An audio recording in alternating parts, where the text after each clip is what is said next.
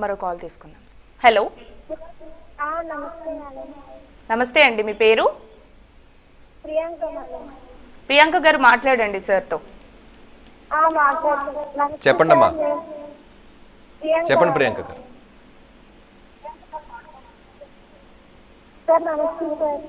నమస్కారం ప్రియాంక అమ్మ, చెప్పమ్మా.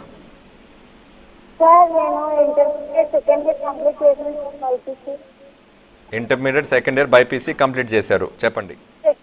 సెకండ్ ఇయర్ బైపీసీ కంప్లీట్ చేశాను సార్. ఓకే. 85%. అవును సార్, 85% వచ్చింది sir. Very good. EAMCET exam రాశాను సార్, 33,000 వచ్చింది. Very nice. ఎంసెట్ రాశాను సార్, 33,000 వచ్చింది. మంచిదమ్మా. మీ ప్రశ్న ఏంటి? నెక్స్ట్ ఏం చదివితే బాగుంటుందో అడిగాను. అసలు మనం బైపీసీ ఎందుకు తీసుకున్నాం ఇంటర్మీడియట్లో? అంటే వెటర్నరీ కానీ లేదంటే మెడిసిన్ కానీ చేద్దాం అనుకుంటున్నాను సార్. ఓకే, వెటర్నరీ కానీ మెడిసిన్ కానీ చేయాలంటే నీట్ కూడా రాయాలి కదా. నీట్ రాసావమ్మా? నీట్ రాయడానికి ఎగ్జామ్ టైం అయిపోయింది సార్, అప్పుడు ఐటీ ఎగ్జామ్గా అయిపోయింది సార్. ఓకే, సో నీట్ రాయలేదు. మనము నీట్ చేద్దామని తీసుకున్నా సరేను, కొన్ని కారణాల వల్ల మనం నీట్ రాయలేకపోయాం కాబట్టి మళ్ళీ వచ్చే సంవత్సరం తప్ప మళ్ళీ మనం ఇప్పుడు నీట్ రాయలేము. ఎంసెట్లో 33,000 ర్యాంక్ వచ్చింది.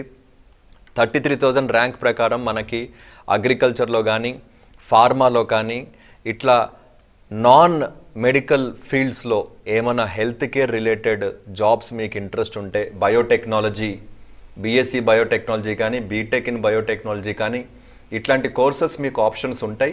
ఆ కోర్సెస్ తీసుకొని మీరు ముందుకెళ్ళచ్చు ఇంట్రెస్ట్ ఉంటే. లేదు నాకు ఇంట్రెస్ట్ లేదు సార్, నాకు ఇప్పుడు కూడాను వెటర్నరీ వైపు ఎంబీబీఎస్ వైపే వెళ్ళాలనే కోరిక ఉంటే కనుక వచ్చే సంవత్సరానికి మీరు మళ్ళీ ప్రిపేర్ అయ్యి మళ్ళీ ఎగ్జామ్ ఇచ్చి నీట్ ఎగ్జామ్ ఈసారి మిస్ అవ్వకుండా రాయొచ్చు. మూడోది, రెండూ చేయొచ్చు. మనము ఇప్పుడు ఒక BSc course, BTech biotechnology, BSc biotechnology ఇట్లాంటిది ఏదైనా ఒక కోర్స్ తీసుకుంటూ మొదటి సంవత్సరం చదువుతూ ప్యారల్గా మనం నీట్ ప్రిపేర్ అయ్యి మళ్ళీ రాయొచ్చు. ఈ ఆప్షన్స్లో మనకి మీకు ఏది సూటబుల్ ఉంటే కనుక అది మీరు తీసుకోవచ్చు.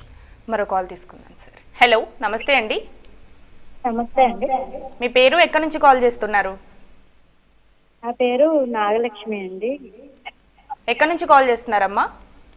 ఏలూరు నుంచి అండి. సార్తో మాట్లాడండి, మీ డౌట్ ఏంటో అడగండి. చెప్పండి నాగలక్ష్మి గారు. సార్ నమస్తే సార్. నమస్కారం అండి. సార్ పాప డిగ్రీ అయ్యింది సార్ పాపకి. అయితే ఇప్పుడు పీజీ చేద్దాం అనుకుంటున్నా సార్. తను డిగ్రీ దేంట్లో అయిందండి?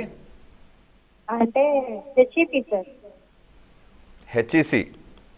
HEP. Okay. History economy polity sir. Okay. Sir అంటే పీజీ ఏది చేస్తే బాగుంటుందని అడుగుదాం చేశాను సార్.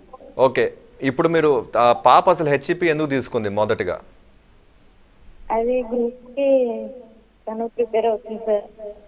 గ్రూప్స్కి ప్రిపేర్ అవుతుంది కాబట్టి తను ఇప్పుడు ఇంకా గ్రూప్స్ ప్రిపేర్ అవుదామని అనుకుంటుందా, లేకపోతే ఆలోచనలు మారాయా? లేదు సార్, ప్రిపేర్ అవుతుంది సార్. ప్రిపేర్ అవుతుంది కదా. తనకి ఇంకా కనుక గ్రూప్స్లోనే ఇంట్రెస్ట్ ఉంటే గ్రూప్స్ ప్రిపేర్ అవనండి. లేదు మాస్టర్స్కి వెళ్ళాలి అనుకుంటే కనుక మాస్టర్స్లో మనము ఈ హిస్టరీ, ఎకనామిక్స్, పాలిటీలో ఏదైనా ఒక దాని మీద మాస్టర్స్ చేయొచ్చు. లేకపోతే మాస్టర్స్ ఇన్ పబ్లిక్ అడ్మినిస్ట్రేషన్ చేయొచ్చు. లేకపోతే ఎంబీఏ కూడా చేయొచ్చు. ఎంబీఏ వైపు వెళ్ళి కార్పొరేట్లో కూడా వెళ్ళొచ్చు. మనం గ్రూప్స్ ప్రిపేర్ అవుతున్నప్పుడు గ్రూప్స్లోకి వెళ్ళిపోతామని కనుక మనకి క్లారిటీ ఉండి ఆ పట్టుదల ఉంటే కనుక మనం వీటి గురించి ఎక్కువ ఆలోచించిన అవసరం లేదు. మనకి నచ్చిన సబ్జెక్ట్ ప్రిపేర్ అవ్వచ్చు. కానీ గ్రూప్స్ మీద ఇంట్రెస్ట్ తగ్గుతుంది, గ్రూప్స్ నాకు వస్తుందో లేదో తెలియదు, నాకు బ్యాకప్ ఆప్షన్ కావాలి అంటే కనుక ఎంబీఏ లాంటి ఒక మాస్టర్ ప్రోగ్రాము మంచి కాలేజ్లో చేస్తే కనుక మనకి కార్పొరేట్ వరల్డ్లోకి వెళ్ళడానికి అవకాశాలు ఉంటాయి.